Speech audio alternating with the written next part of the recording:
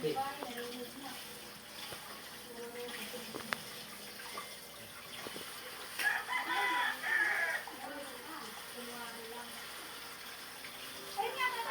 Iya, wow.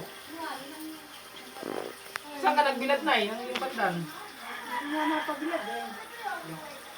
Nakubulan na eh. Nabasa pa nga yung ibay.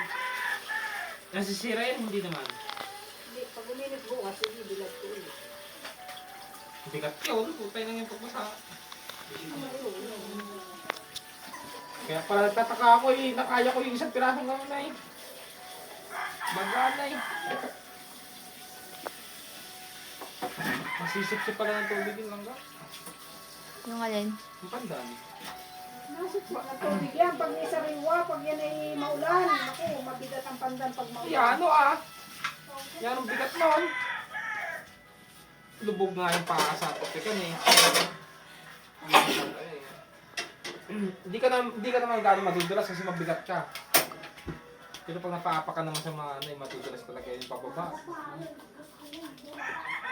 Pag-iilong sitak yung...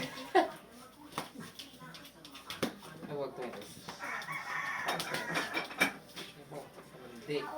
Hindi mo ito, ito. Baho na eh. Bako. Manang-mana sa iyan. May tuta na. Hindi kaya. Hindi mo pinaliguan eh. Bukas din ka ha. May tuta oh, hindi kaya oh. May tuta. Aba, ikaw ba'y bukas ay paalis na lang ha? Opo, bukas. Wala kang pamasahe ay. Ay, di ba may kinuha si Dra? Magkano yung kuha ni Dra? Ano, nabayaran niya na po. Ano, bayaran na? Opo, nabayaran na. Hiram ka muna sa ano. Berap na lang.